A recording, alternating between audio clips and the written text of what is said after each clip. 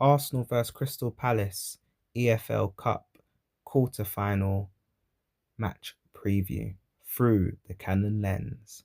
So looking at both teams' road to the EFL Cup quarter-final, Arsenal's route in the third round, Arsenal won 2-0 against Port Vale away from home. And then in the fourth round, we won 2-0 against Brighton at home. So 2 games and 2 clean sheets. Crystal Palace's route, they drew 1-1 with Millwall, but won on penalties in the third round, and then won 3-0 away to Liverpool in the fourth round, showing great resilience and grit, and also a shock result to beat Liverpool. So we know Arsenal versus Crystal Palace at the Emirates in the EFL Cup quarter-final under the lights. It's going to be a tough game. One, both teams will want to win as it's a London derby. Whoever wins will get their place in the semi-final in a match against Chelsea.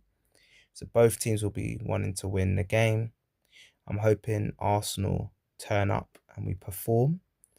If we turn up and perform, play our football and hopefully take our chances and be clinical, we should win this game.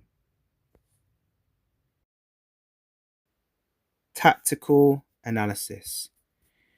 So we know Crystal Palace are going to be hard to break down.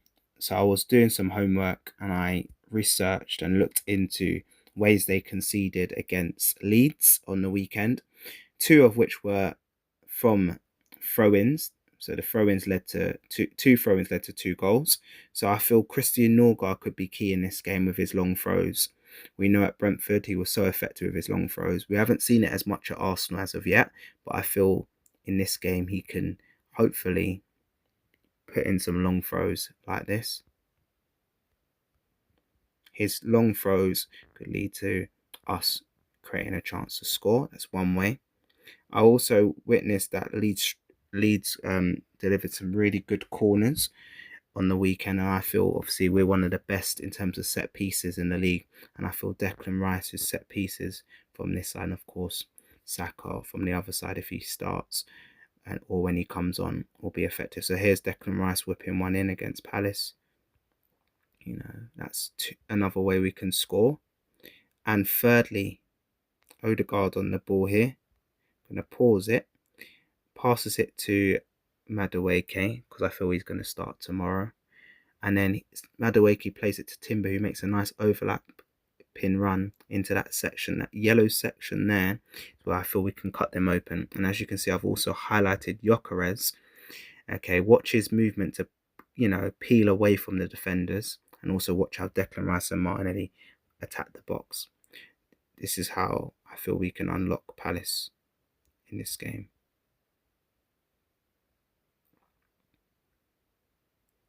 So those are ways I feel we're going to unlock Palace.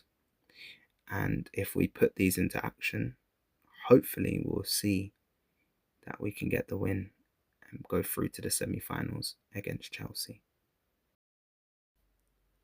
So here's my predicted 11 for the game. Kepa in goal, Timber at right back, right centre-back Saliba, left centre-back Hikape, Miles Lewis-Skelly at left-back, give Calafiori a little rest, Norgard to play in the 6, gives Mendy a rest. In the left 8, Declan Rice, our engine of the team. On the right 8, Odegaard, our creator of the team.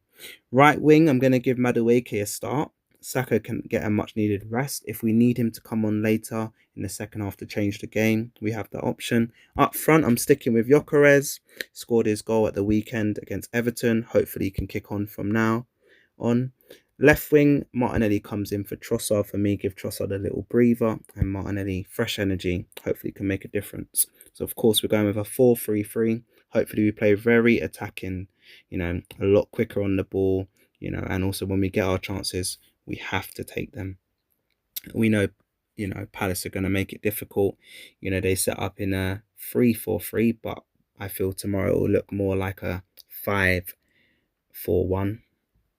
And yeah, the players to be mindful of, obviously, we're lucky Sarr is away at the African Cup of Nations, so we haven't got to worry about him. And Kamada's out injured, so they've got Hughes in midfield, who's also a good player. But the players to watch for me for Palace are, Wharton, very good player. He's an engine. He's a workhorse, but he's also very good on the ball. He's got a good left foot. He has a good range of pass. He's quite physical. He's, hopefully Declan Rice and Norgard, can, be aware of his qualities and, hopefully nullify him in midfield and win the midfield battle. See, we know Mateta, their big striker, he's a unit. He's powerful, he's strong, and he scores a lot of goals. It could be a handful. I'm hoping Hikape and Saliba can deal with him tomorrow, double up and deal with him. And as we know, Nketiah, he used to be one of our own. He can always pop up with a goal, so we've got to be mindful of his, his pace and, how he can pop up with a goal. Hopefully we can deal with him. And yeah, I feel if we play our football, and, play with intensity, and definitely we have to take our chances when we get them. I feel we can get the win. I'm going to predict that we're going to win 3-0 tomorrow. I think we'll keep a clean sheet, and I think we're going to be clinical.